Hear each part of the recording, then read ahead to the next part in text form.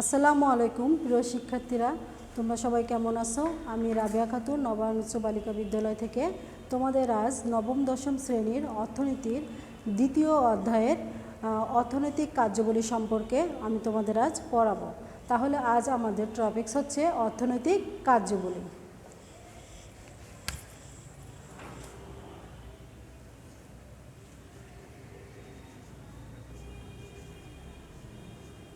অর্থনৈতিক কার্যাবলী।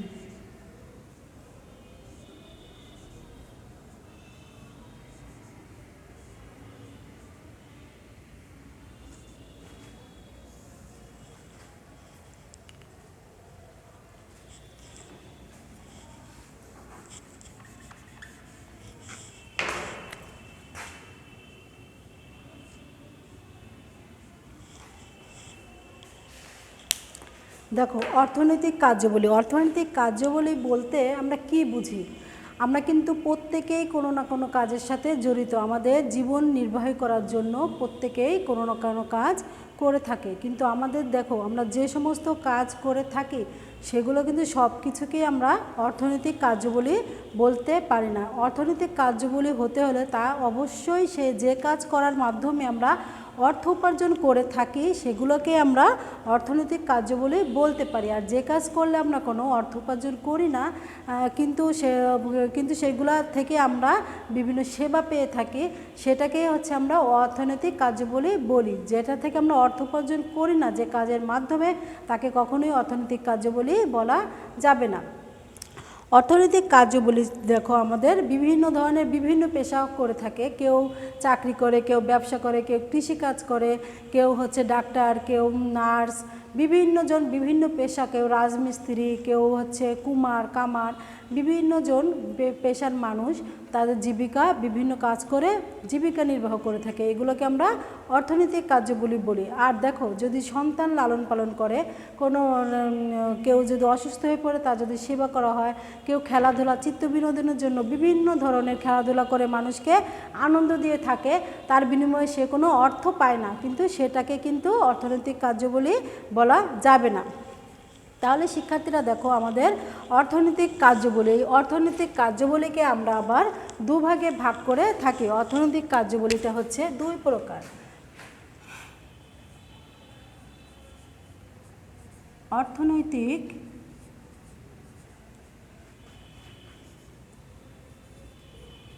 কার্যাবলী দুই প্রকার। তাহলে অর্থনৈতিক কার্যাবলী হচ্ছে দুই প্রকার। সেটা কি কি? একটা হচ্ছে অর্থনৈতিক কার্যাবলী এবং অন্যটা হচ্ছে অর্থনৈতিক কার্যাবলী। তাহলে অর্থনৈতিক কার্যাবলীটা কি? মানুষ জীবিকা সংগ্রহের জন্য যে কার্যাবলী করে থাকে তাকে অর্থনৈতিক কার্যাবলী বলা হয়। যে মানুষ জীবিকা অর্জনের জন্য যে কার্যাবলী করে থাকে তাকে অর্থনৈতিক কার্যাবলী বলা হয়। যেমন দেখো, কি অর্থনৈতিক কর্মকাণ্ডের মাধ্যমে মানুষ অর্থ উপার্জন করে এবং জীবিকা ধারণের জন্য তা ব্যয় করে। অর্থনৈতিক কার্যাবলীর জন্য মানুষ অর্থ উপার্জন করে থাকে এবং তার জন্য সে জীবিকা নির্বাহ করে। তার অর্থ দ্বারা সে তার জীবনের ধারণের জন্য সেই অর্থ ব্যয় করে থাকে। যেমন শ্রমিকরা কলকারখানায় কাজ করে, কৃষিকাজ করে, জমিতে কাজ করে, কেউ শিক্ষকতা করে, কেউ ডাক্তারি করে, কেউ নার্সের সেবা করে, বিভিন্নজন বিভিন্ন ধরনের কাজ করে থাকে। রাজমিস্ত্রিরা কাজ করে থাকে, কেউ ভ্যান চালায়, কেউ রিক্সা চালায়। এভাবে প্রত্যেকের জীবন ধারণের জন্য যে কাজ করে থাকে তার বিনিময়ে যে অর্থ পেয়ে থাকে এবং সেই অর্থ এসে তার জীবন ধারণের জন্য সেই অর্থ দিয়ে সে ব্যয় করে। আর এটাই হচ্ছে অর্থনৈতিক কার্যাবলী। তাহলে প্রথমটা কি হচ্ছে? অর্থনৈতিক কার্যাবলী। দেখো, ক নম্বর হচ্ছে অর্থনৈতিক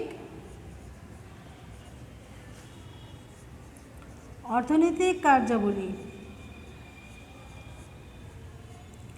এই অর্থনৈতিক কার্যাবলীগুলো হচ্ছে যে কাজগুলোর দ্বারা আমরা অর্থের বিনিময় করে থাকি তাকে হচ্ছে অর্থনৈতিক কার্যাবলী বলে। মানুষ জীবন সংগ্রহের জন্য যে কার্যাবলী করে থাকে, মানুষ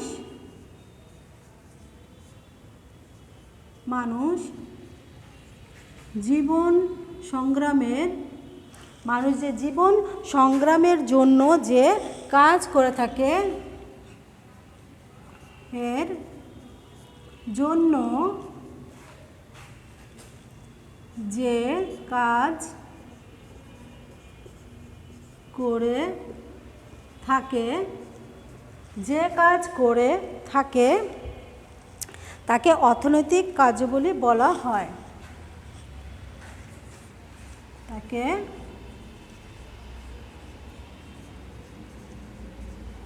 কার্যাবলী বলা হয়। মানুষ জীবন সংগ্রহের জন্য, মানুষ জীবিকা সংগ্রহের জন্য যে কাজ করে থাকে মানুষ জীবিকা সংগ্রহের জন্য যে কাজ করে, দেখো এই যে জীবিকা সংগ্রহের জন্য যে কাজ করে থাকে সে ছোট বড় যে কোনো কাজ হতে পারে, যে প্রত্যেকেই যে অনেক বড় বড় কাজ করবে এবং সেই কাজ করে সে জীবিকা অর্জন করবে সেটা অর্থনৈতিক কাজ তা না। একজন ভ্যান চালক, একজন রিক্সা চালক, একজন দিনমজুর, একজন ঠেলা গাড়িওয়ালা এবং বিভিন্ন বড় বড় যে পেশা, শিল্প কলকারখানা, কেউ কৃষিকাজ করে, কেউ জমিতে কাজ করে, কেউ ফসল ফলায়, কেউ মৎস্য চাষ করে, কেউ হাঁস মুরগি পালন করে, এভাবে প্রত্যেকে যে যা কাজ করে জীবিকা অর্জন করে এবং অর্থ উপার্জন করে থাকে তাকে আমরা অর্থনৈতিক কার্যাবলী বলে থাকি। তাহলে দেখো এই মানুষের জীবিকা সংগ্রহের জন্য যে কাজ করে থাকে তাকে আমরা অর্থনৈতিক কার্যাবলী বলা হয়। তাহলে অর্থনৈতিক কার্যাবলীগুলো যেমন কি কি কাজ, যেমন একজন শিক্ষক কলকারখানা, কৃষিকাজ,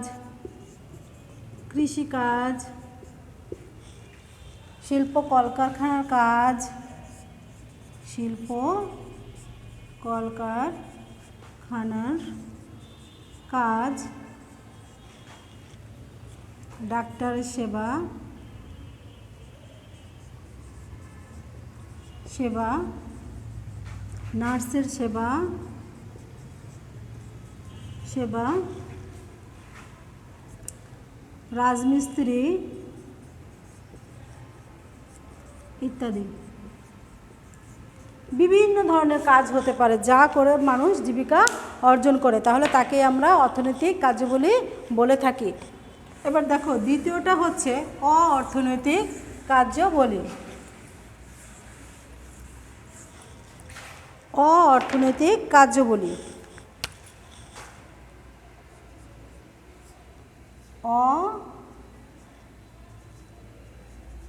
অর্থনৈতিক কার্যাবলী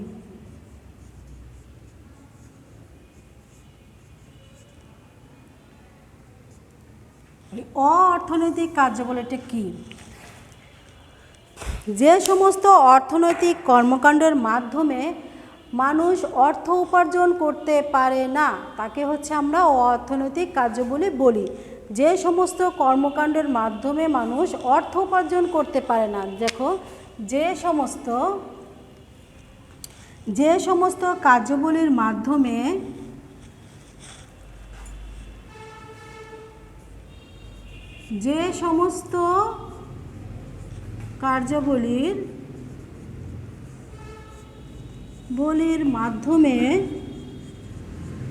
মাধ্যমে মানুষ অর্থ উপার্জন করতে পারে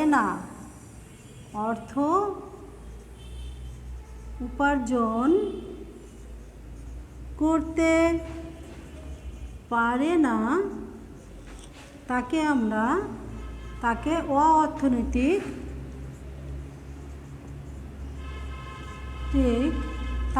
অ-অর্থনৈতিক কার্যাবলী বলা হয়। যেমন দেখো সব কাজের বিনিময়ে কিন্তু আমরা অর্থ পেয়ে থাকি না। যেমন একজন মা যখন তার সন্তানকে লালন পালন করে থাকে তখন কিন্তু তার বিনিময়ে সে কোনো অর্থ নেয় না। একজন মায়ের সেবা, তারপরে হচ্ছে একজন যারা বিভিন্নভাবে খেলা দেখিয়ে মানুষকে আনন্দ দিয়ে থাকে, চিত্ত বিনোদন দিয়ে থাকে, কিন্তু তার বিনিময়ে সে কোনো অর্থ নিয়ে থাকে না, সেটাও হচ্ছে অর্থনৈতিক কার্যাবলী। যেমন শখের বশে কেউ খেলাধুলা করে, আবার পিতামাতার সন্তান লালন পালন করা, এগুলোর বিনিময়ে কেউ কোনো অর্থ নিয়ে থাকে না, এগুলোই হচ্ছে অর্থনৈতিক কার্যাবলী। কিন্তু এছাড়া যেসব কাজ আছে যেগুলো সমাজ বিরোধী, সেগুলোকে আমরা অর্থনৈতিক কার্যাবলীর মধ্যে হিসাব করি না। তাহলে অর্থনৈতিক কার্যাবলীগুলো কি কি হচ্ছে? সন্তান লালন পালন করা,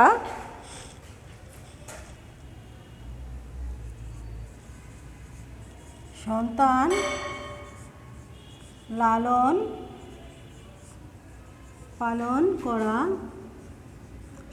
লালন পালন করা,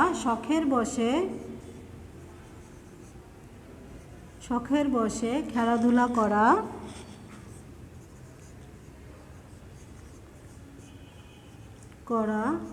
ইত্যাদি।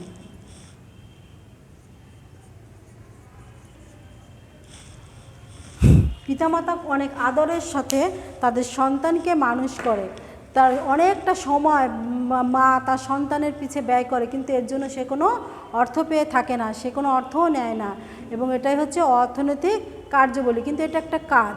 অনেকে যে শখের বসে বিভিন্ন খেলাধুলা দেখায়, তার বিনিময়ে সে কোনো অর্থ নেয় না, সেটাও এক ধরনের কাজ। কিন্তু সমাজ বিরোধী যে কাজগুলো হয়ে থাকে সেটা অর্থনীতিতে গণনা করা হয় না। তাহলে অর্থনৈতিক কাজ কি? যে সমস্ত কার্যাবলীর মাধ্যমে মানুষ অর্থ উপার্জন করতে পারে না, তাকে অর্থনৈতিক কার্যাবলী বলা হয়। যেমন সন্তান লালন পালন করা, যে পিতামাতা যে সন্তান লালন পালন করা, শখের বশে খেলাধুলা করা ইত্যাদি। তাহলে দেখো শিক্ষার্থীরা, শখের বশে যে খেলাধুলা করে থাকে তার বিনিময়ে সে কোনো অর্থ নেয় না, তাহলে এটাই হচ্ছে অর্থনৈতিক কার্যাবলী। এরপরে আছে দেখো বাংলাদেশের ক্ষেত্রে অর্থনৈতিক কার্যাবলীগুলো কি কি?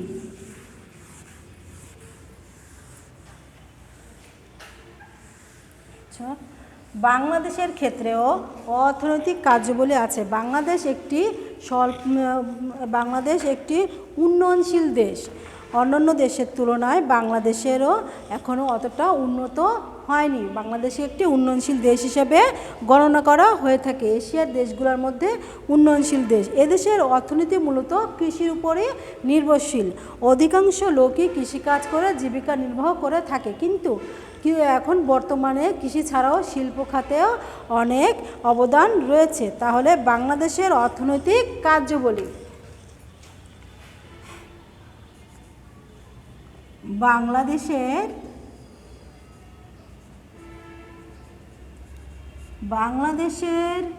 অর্থনৈতিক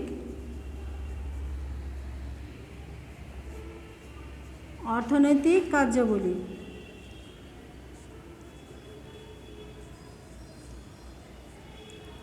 দেখো বাংলাদেশের অর্থনৈতিক কার্যাবলীকে আমরা আবার দুভাগে ভাগ করতে পারি। সেটা কি? কৃষি সংক্রান্ত অর্থনৈতিক কার্যাবলী এবং কৃষি বহির্ভূত অর্থনৈতিক কাজ। একটা কৃষি সংক্রান্ত এবং অন্যটা হচ্ছে কৃষি বহির্ভূত। তাহলে কৃষি সংক্রান্ত অর্থনৈতিক কাজগুলো কি কি? একটা হচ্ছে কৃষি সংক্রান্ত, যে কৃষি সংক্রান্ত অর্থনৈতিক কাজ,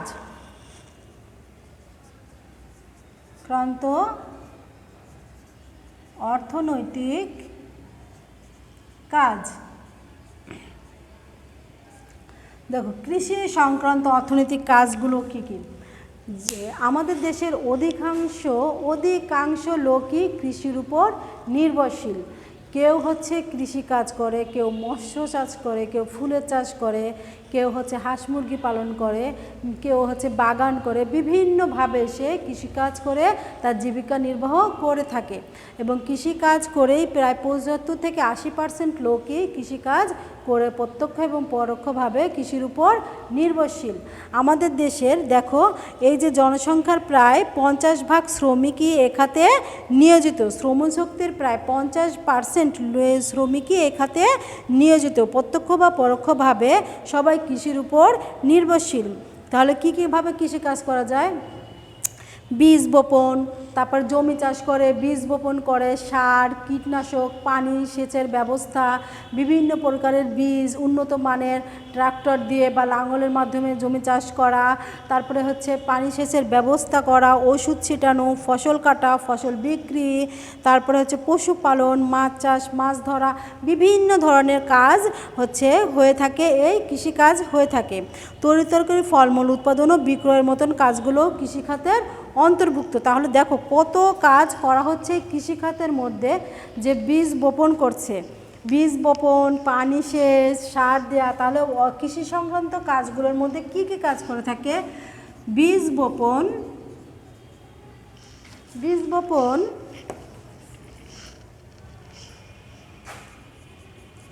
পানি সেচ, সার,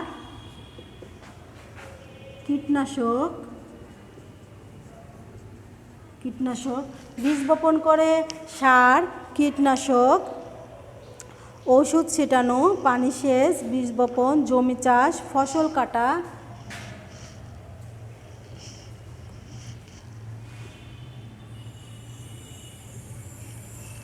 কীটনাশক দেওয়া, ফসল কাটা,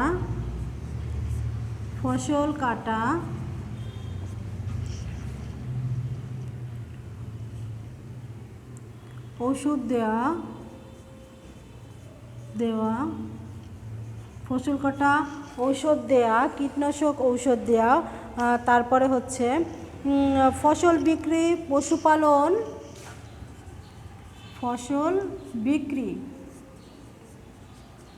পশুপালন, মৎস্য চাষ, বাগান করা,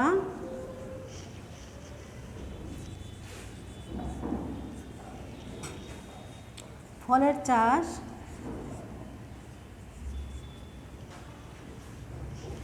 ইত্যাদি বিভিন্ন ধরনের কাজ এই কৃষি সংক্রান্ত বিভিন্ন কাজ। হাঁস মুরগি পালন আছে, তারপর দেখো হাঁস মুরগি ও পশুপালন আছে, ফলের চাষ করে হাঁস মুরগি পালন ইত্যাদি। যে বীজ বপন ছাড়াও দেখো বীজ বপন করে পানি সেচ, সার, কীটনাশক ওষুধ ছেটানো, ফসল কাটা, ওষুধ দেওয়া, ফসল বিক্রি করা, পশুপালন করা, মৎস্য চাষ করা, বাগান করা, ফলের চাষ, হাঁস মুরগি পালন ইত্যাদি। এখন কিন্তু নার্সারি করেও অনেক ফুলের গাছ লাগিয়েও বিক্রি করেও মানুষ অনেক অর্থনৈতিক কাজ অর্থ উপার্জন করে থাকে। এবার কৃষি সংক্রান্ত এবং এখন দেখো দ্বিতীয়টা হচ্ছে কৃষি বহির্ভূত অর্থনৈতিক কাজ। কৃষিকাজ ছাড়াও মানুষ আরও অনেক কাজ করে থাকে।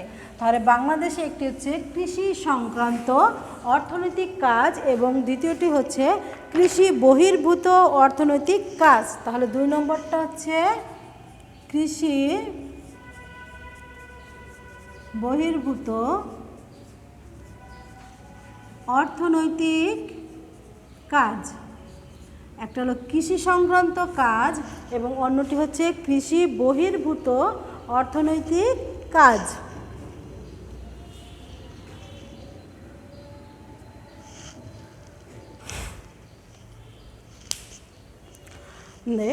কৃষি বহির্ভূত কাজ কি?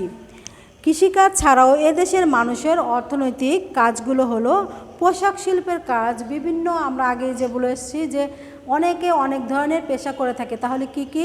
কৃষি, বিভিন্ন শিল্প কলকারখানায় কাজ, তারপরে হচ্ছে কেউ শিক্ষক, ডাক্তার, রাজমিস্ত্রি, তারপরে তোমাদের বিভিন্ন ধরনের, যেমন কেউ ভ্যান চালায়, কেউ রিক্সা চালায়, কেউ কামার, কুমার, তাঁতি, জেলে, তারপরে বিভিন্ন ধরনের যে পেশাগুলো আছে, যে বিভিন্ন, দেখো কেউ ঝাড়ফুঁক দিচ্ছে, কবিরাজ, ডাক্তার, চর্মকার, তাঁতি, দর্জি, কামার, কেউ মিষ্টি তৈরি করে, এভাবে বিভিন্নজন বিভিন্নভাবে মানুষ জীবিকা নির্বাহ করে থাকে।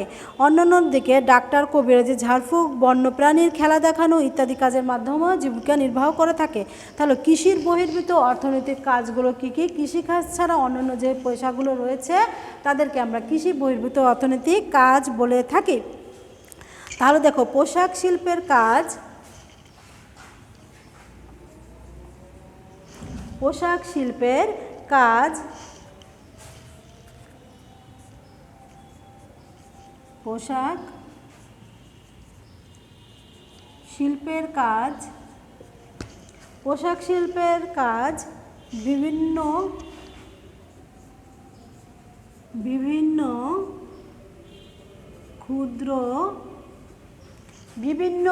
ক্ষুদ্র ও কুটির শিল্পের কাজ, ক্ষুদ্র ও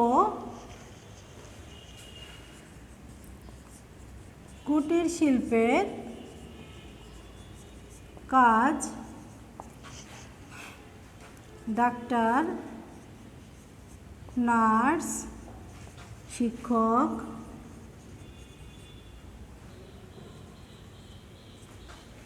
কামার, কুমার, চর্মকার, স্বর্ণকার,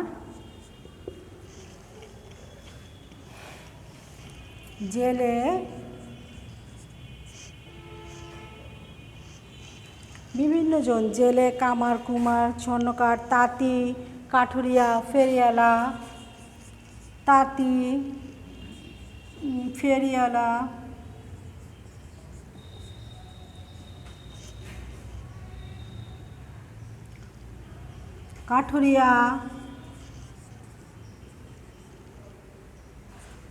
কাঠুরিয়া, এছাড়া আছে আরও, দেখো যে দর্জি, কেউ মিষ্টি তৈরি করে, দর্জি,